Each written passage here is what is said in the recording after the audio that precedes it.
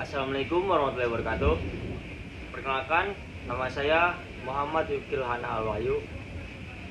Saya dari kelas R3J dengan NPM di 2023 1450 1160. Saya di sini akan menjelaskan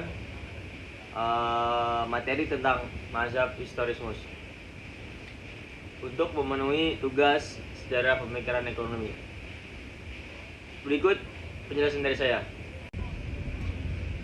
Baik, yang pertama pengertian historismus.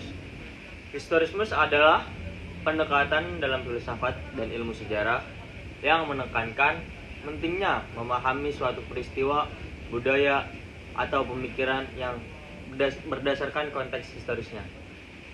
Historismus beranggapan bahwa setiap peristiwa dalam sejarah merupakan hasil dari kondisi sosial, politik, ekonomi, dan budaya tertentu di zamannya, sehingga tidak bisa dinilai dengan standar masa kini atau standar yang universal. Nah, istilah historismus pertama kali populer dalam konteks filsafat Jerman pada abad ke-19. Tetapi gagasan ini memiliki akar yang jauh lebih tua, terutama dalam pemikiran tokoh seperti Giambattista Vico. Nah, baik, yang kedua yaitu prinsip historismus. Prinsip historismus yang menjadi dasar mazhab historismus adalah yang pertama, konteks sejarah sebagai kunci pemahaman. Historismus menekankan bahwa setiap peristiwa atau fenomena hanya dapat dipahami sepenuhnya jika dianalisis dalam konteks zamannya. Misal, praktik sosial atau keputusan politik masa lalu tidak boleh dihakimi dengan nilai moral atau norma masa kini. Yang kedua, relativisme budaya. Menurut historismus, nilai-nilai budaya, agama, dan norma sosial bersifat relatif terhadap waktu dan tempat. Tidak ada kebudayaan atau sistem nilai yang secara inheren lebih unggul dibandingkan yang lain. Yang ketiga, penolakan terhadap hukum sejarah universal. Historismus menolak gagasan bahwa ada pola universal atau hukum yang berlaku secara mutlak dalam sejarah. Misalnya, ide tentang kemajuan linear, bahwa semua masyarakat berkembang dari primitif ke modern. Ide itu ditolak karena mengabaikan keunikan perkembangan setiap masyarakat. Yang keempat, sejarah sebagai proses organik. Historismus memandang sejarah sebagai proses evolusi yang alami dan organik, di mana setiap periode memiliki karakteristik uniknya tersendiri. Yang kelima, kritik terhadap generalisasi. Mazhab ini menolak kecenderungan untuk membuat generalisasi besar-besaran tentang masa lalu.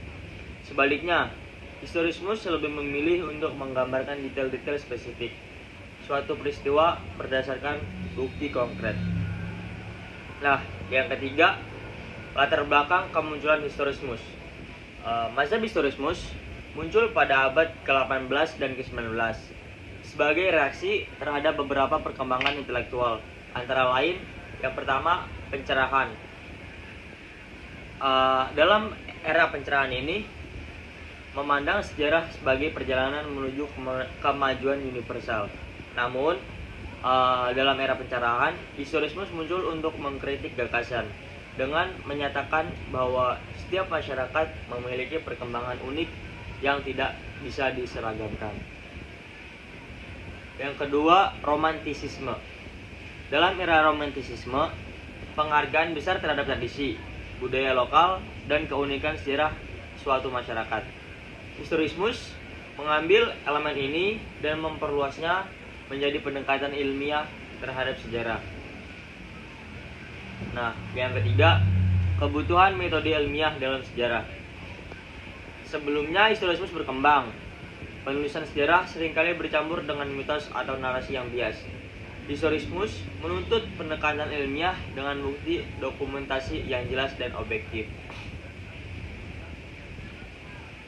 Berikutnya, tokoh-tokoh penting historismus. Tokoh-tokoh penting historismus yang pertama yaitu Giambattista Vico. Dia meluborkan mazhab ini dari tahun 1668 sampai 1744. Beliau merupakan salah satu pelopor historismus modern. Dalam karyanya, Vico berpendapat bahwa sejarah manusia adalah proses siklus yang berulang di mana budaya berkembang melalui pola tertentu, yaitu dengan pola teokratis, aristokratis, dan demokratis. Nah, tokoh yang kedua yaitu Leopold von Ranke. Beliau meluborkan mazhab historismus dari tahun 1795 sampai 1886. Dia dikenal sebagai bapak sejarah modern. Beliau menekankan bahwa pentingnya menggunakan sumber primer dalam penelitian sejarah dan menciptakan prinsip deskripsi objektif sejarah. Nah, yang ketiga yaitu Wilhelm Dilthey. Dia mempeloporkan mazhab historismus dari tahun 1833 sampai 1911. Beliau mengembangkan ide bahwa pemahaman sejarah tidak hanya didasarkan pada fakta-fakta, tetapi juga pada interpretasi pengalaman manusia dalam konteks budaya mereka. Dilthey berpendapat bahwa ilmu sejarah berbeda dari ilmu alam karena melibatkan pemahaman subjektif manusia. Selanjutnya tokoh mazhab historismus yang keempat yaitu Friedrich Meinecke. Dia mempeloporkan mazhab historismus pada tahun 1862 sampai 1954. Berarti Indonesia udah merdeka tuh. Tokoh historismus Jerman yang memadukan prinsip historisisme dengan kajian politik. Nah, Friedrich Meinecke ini berfokus pada cara peristiwa sejarah membentuk perkembangan politik dan kebudayaan suatu bangsa. Nah, yang selanjutnya yaitu ciri-ciri historismus. Ciri-ciri historismus yang pertama mengutamakan penggunaan sumber primer sebagai dasar pentingnya penelitian sejarah. Yang kedua, memandang peristiwa sejarah sebagai hasil interaksi kompleks berbagai faktor seperti sosial, ekonomi, budaya, dan politik. Yang ketiga, menolak pandangan teleologis, yaitu sejarah sebagai sesuatu yang diarahkan menuju tujuan tertentu seperti kemajuan.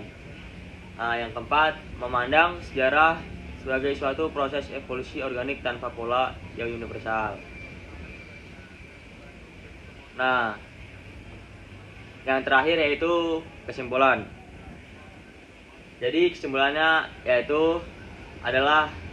ialah mazhab historismus memainkan peran penting dalam membentuk metode penelitian sejarah modern dengan menekankan pada penggunaan sumber primer, pemahaman kontekstual, dan penghormatan terhadap keunikan masa lalu. Historismus sendiri memberikan kerangka kerja ilmiah yang mendalam dalam menganalisis sejarah. Namun, mazhab ini juga membutuhkan pendekatan pelengkap seperti teori sosial dan analisis komparatif untuk memberikan pandangan yang lebih luas tentang sejarah umat manusia. Baik, mungkin segitu saja penjelasan yang dapat saya sampaikan. Apabila ada salah kata, salah perbuatan atau salah ucapan, kurang lebihnya mohon dimaafkan. Wassalamualaikum warahmatullahi wabarakatuh.